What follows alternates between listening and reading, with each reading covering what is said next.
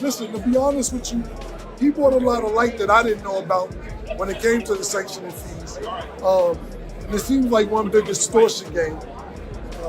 I seen Floyd say it before, belts collect dust, the money is what really matters. So as long as he gets his money and everything else, I think we already know he's a perennial world champion, probably the pound for pound champion right now. So it doesn't really matter about the belts, even though you want the belts. Terence Crawford, sitting on top of the boxing world, just delivered a shockwave without throwing a single punch. He made it crystal clear. He's not handing over a $300,000 fee for a belt he already earned, telling the WBC to kick rocks without hesitation. And he isn't standing alone. Hip-hop icon Cameron stepped in and exposed the entire fee structure for what it is, an extortion racket disguised as tradition. This isn't a minor disagreement. It's a full-scale revolt. And Crawford is proving that in 2025, the fighter is the value, not the accessory strapped around his waist. Terence Crawford is no longer undisputed, and the reason why is everything that's wrong with boxing. The WBC has stripped Terence Crawford of his belt. Was he defeated? No, never. Did he test positive for steroids? Of course not. What he did do was refuse to pay them $300,000 for basically existing. Sanctioning bodies are the people who own all the belts. WBC, WBO, WBA, IBF. They're famously corrupt, make rules that make no sense, create mandatories, have rules that apply more to some fighters and less to others, and they deserve no— Earlier in December, the WBC officially stripped Terence Crawford of his super middleweight title. Not because he was beaten. Not because he was outboxed. Crawford lost the belt because he refused to wire $300,000 to their headquarters. After dethroning Canelo Alvarez and securing a massive payday, the sanctioning body came calling for their slice. He did not comply with the rules. Then he moves up to super middle and makes the fight of the century, beats Canelo, makes $50 million or around that. The WBC absolutely is not going to charge 3% of such an amount. We made a very clear 0.6%, which is $300,000, with $225,000 going to the Jose Sulaiman Boxers Fund, which is to help former fighters in need. And it is just regrettable. Not even a thank you or I'm sorry, taking a different route, no response. I wish him the best. But this is not. The WBC is huge, it's great, it's about greatness, and I'm relieved, to tell you the truth. They demanded a sanctioning fee that, even after a discount, still totaled nearly $350,000. Mauricio, got a lot to say about me not paying him $300,000 plus another $100K something for sanction fees, right? They ain't gonna tell me I ain't even apologize. Like, who the fuck you think I am? Well, you better slap your fucking self. Most fighters swallow the frustration and pay just to keep undisputed next to their name. But Crawford isn't most fighters. He went public with a counterpunch that hit harder than anything thrown in the ring. He told the WBC to kick rocks, plain and direct. His point was devastatingly simple. The famed green belt is just decoration. He reminded everyone that the Ring magazine title, regarded as the People's Championship, costs nothing. He's the one risking his health, not the executives firing off emails. By refusing to pay, he didn't just save cash. He challenged the entire hierarchy of modern boxing. Fuck you talking about pay you $300,000? What makes you so motherfucking better than any other sanctioned bodies? Huh? Answer that question. What makes you better than the WBO, the IBF, or the WBA? Everybody accepted what I was giving them. But you, the WBC, think that you better than everybody, don't you? So since you, the WBC, and you got the fucking green belt, which don't mean fucking shit. The fucking real belt is the ring belt, which is free, motherfucker. What are you talking about?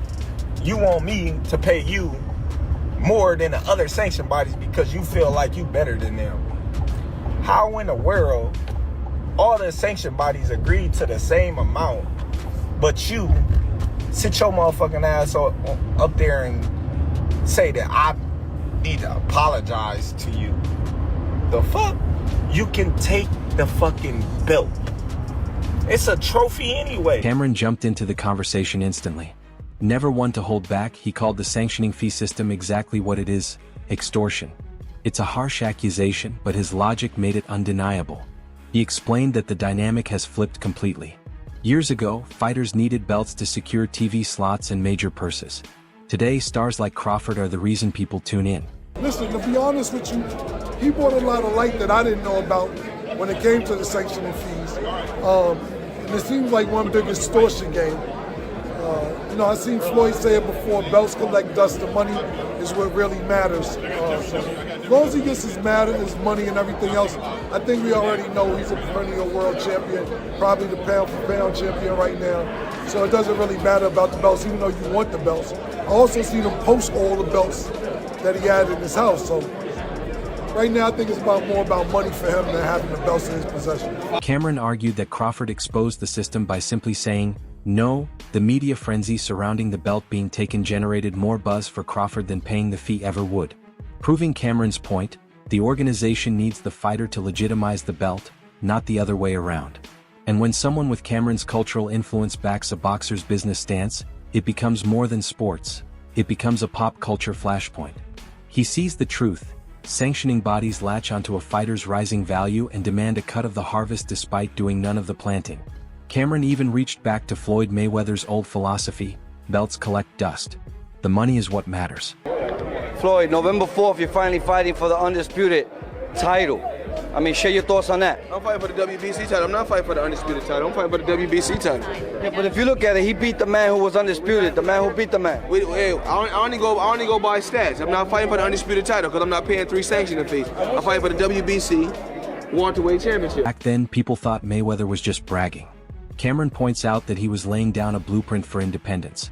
Crawford is following that map. He understands his bank account isn't affected by a leather strap with a gold plate attached. I want to say this right now about the sport of boxing. I don't want everybody at home to hear me when I say this. A belt, I'm tired and I'm at home, and this goes for any company. I don't care if it's Top Rank, if it's Golden Boy, if it's Mayweather Promotions, if it's PBC. There's too many champions in the sport of boxing right now. Too many champions. It's not a such thing as a super champion, not at all. And I'm not taking nothing away from no fighter. It's too many belts. And the reason why is let me tell people what's going on in the sport of boxing, why there's so many different titles and so many different belts. People don't know you have to pay for every belt that you win, there's a sanctioning fee. So now if a fighter wins an interim belt, he has to pay a sanctioning fee. If a fighter has just the regular belt, he has to pay a sanctioning fee. Then if a fighter is a super champion, then he has to pay a sanctioning fee. This is not good for the sport of boxing. When the sport of now, when a fighter fights, every fighter is a champion. Now, after you see no belts, it's like a fighter winning the amateur trophy. Everybody's a champion. Everybody have a belt. With this mindset, Crawford is showing he has outgrown the idea of chasing belts, a feeling echoed by fans everywhere. The sanctioning bodies are rattled because their power relies on fighters valuing those titles. If the pound-for-pound king dismisses the belt, its value collapses instantly. Cameron connects Floyd's past moves to Crawford's current rebellion, showing this is an evolution of the prize-fighter mentality. The real prize is the check, not the trophy. If you had to choose between winning world titles but being broke, or not winning titles but making billions, which would you choose and why? When I was younger, I would say winning world titles, because remember, we fight so many fights as an amateur for free. The only thing you get is trophies, and you cherish those trophies. Pretty boy Floyd would say winning titles. Money Mayweather would choose the money. What feels better and why? Together they feel the best, the greatest feeling in the world. Naturally, the WBC didn't sit quietly. President Mauricio Suleiman pushed back, calling Crawford's refusal disrespectful. He claimed the $300,000 fee was actually a steeply reduced rate from their usual 3%, and he insisted that most of it, $225,000, would go to a charity supporting retired fighters. The message was clear: paint Crawford as selfish while portraying the organization as noble. You should be paying me. I don't see it irks my nerves how this dude gets on a plane, gets a hotel suite. Him and his buddies, they go out to dinner, 5-star meals, all that, you know, and guess who gotta pay for it? Us fighters.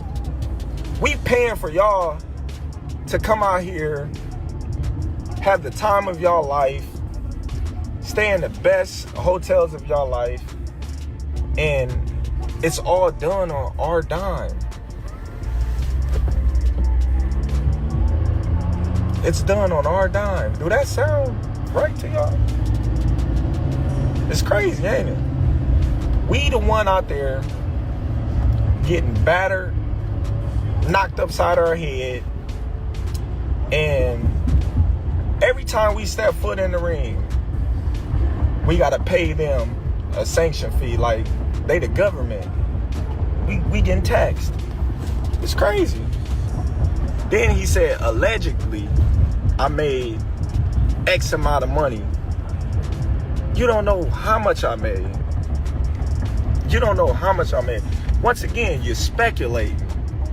You're speculating. But the guilt play didn't land. Instead, it raised bigger questions. Why should the responsibility of funding retired fighters fall on the active fighters risking everything in the ring? After decades of collecting fees, shouldn't the organization already have that money? Fans saw through the spin immediately. Demanding $300,000 from a fighter fresh out of a war in the ring feels excessive, no matter where they claim it's going. Cameron's point still stands. You can't dictate how a man spends his earnings, especially when he's the one absorbing the punches. Cameron touched on something deeper too, the reason Crawford feels no loyalty to the establishment. He spoke on the blackball theory. Promoters like Bob Arum kept Manny Pacquiao away from Crawford for years.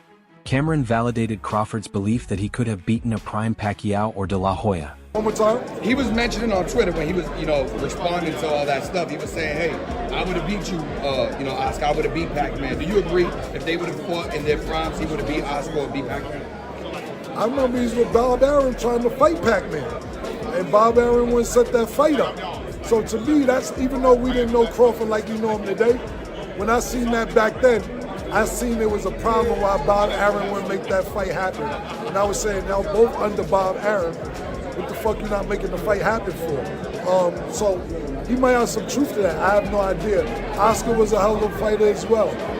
But as we can see, Terence Crawford's a hell of a fighter, 42-0. Not that for a reason, but I think it'd be interesting. It's always a woulda, coulda, shoulda. But I know one thing, I think they was definitely, his promoters was ducking that Pac-Man smoke. I don't know about Oscar, but definitely about Oscar. Couple more questions. The industry knew he was a threat, so they froze him out to protect their moneymakers. Crawford clawed his way to the top through pure talent, and he remembers exactly who supported him and who shut him out. He remembers being labeled high risk, low reward, the fighter no one wanted to face. Now that he's become high reward, those same people want their percentage. Cameron's perspective reframes Crawford not as arrogant, but as a man who understands his worth after years of being undervalued. He's not burning bridges. Those bridges were never built for him in the first place. And Cameron isn't alone. Platforms like Nightcap with Shannon Sharp and Chad Johnson piled on, furious that an organization feels entitled to a massive cut of a purse they never fought for. When NFL legends and hip-hop icons unite against boxing's model, the shift becomes impossible to ignore. Everybody accepted the same amount of money after those fights. And for some reason, regardless of what was written, regardless of what you just read, they wanted more for him to be able to attain and hold on to the WBC belt. And he was like, nah, I'm not paying more. And then they want an apology of some sort. And I mean, it's a mess, but I mean, I understand it. I can see it from Crawford's standpoint in a sense. Obviously, something is wrong with it and he doesn't see fit. And for him to go off the way he did, which is uncharacteristic of him, very uncharacteristic of him. So, I mean, I have no choice but to be on his side because this is something that he wouldn't do. Yeah. You gotta pay the box. No, you gotta pay. Well, you gotta pay hey, for the Joe, belt. them belts cost, Joe. Hey, Yeah, you gotta pay. You gotta hold pay on, a wait a minute. sanction That's a fee trophy. for them belts. I ain't paying for no trophy. Yeah, Joe, you gotta pay. You gotta pay. You gotta pay a fee to keep the belts. Hold on. So, cause I seen when Bud won, he went back and gave he Canelo gave out. because those Yeah, they make gonna new send the belts. new ones. Yeah. They make new belts, but when He they gotta make the pay new for- belts, He gotta pay for all them new belts. yeah, you gotta pay for the belts, boy. Yeah. Yeah, when you see fighters coming to the ring, you gotta pay a sanctioning fee for them belts, Joe, to keep them. And if you don't pay the fee, then they take them. They'll take them from you. You don't fight a mandatory, they'll take the belt from you. If you don't pay the sanctioning fee, they'll take them from you. Yeah. This isn't one fighter refusing to pay a bill. It's an unspoken union moment. Athletes across sports are realizing they are the product. Organizations are simply service providers. And when a service provider overcharges, you cut them off. Crawford's stance has emboldened other fighters to question where their sanctioning fees are going. With cultural voices like Cameron amplifying it, even casual fans now understand the bigger picture. Nobody wants to be ripped off. Strip Terence Crawford. Terence Crawford had some issues to say about it, talking about sanctioning fees, things like that. Just what's your take on that whole thing? Man, I'll say this: Terence Crawford is my boy. You know what I mean? I had a good relationship with him, and I don't know what him and the WBC got going on. But all I can say is the WBC changed my life. I'm behind them 100%. I've talked to them about where the sanctioning fees and stuff go. They was willing to sit down and explain to me each part, and I'm all with helping if the sanctioning fees goes to the former fighters or the fighters that's been damaged through the sport or whatever. You know, I'm with that. So that's all I can say, man. The WBC changed my life, so I'm behind them. In the end, Terence Crawford kept his $300,000, kept his respect, and gained even more credibility. He lost a belt, but he gained a legacy as the fighter who stared down the system and didn't blink. Cameron's defense highlights a new era, where honest voices beat scripted PR statements from major organizations. The belts may just be collecting dust, exactly as Mayweather predicted, but the message is louder than ever. As long as fighters like Crawford expose the extortion game, power shifts toward the ones actually stepping into the ring. And it raises one final question. If the best fighter alive says the belt doesn't matter, does the belt matter at all? That wraps up today's video. If you enjoyed it, hit like, subscribe, and turn on notifications so you don't miss what's coming next. Drop your thoughts in the comments. We'll see you in the next one.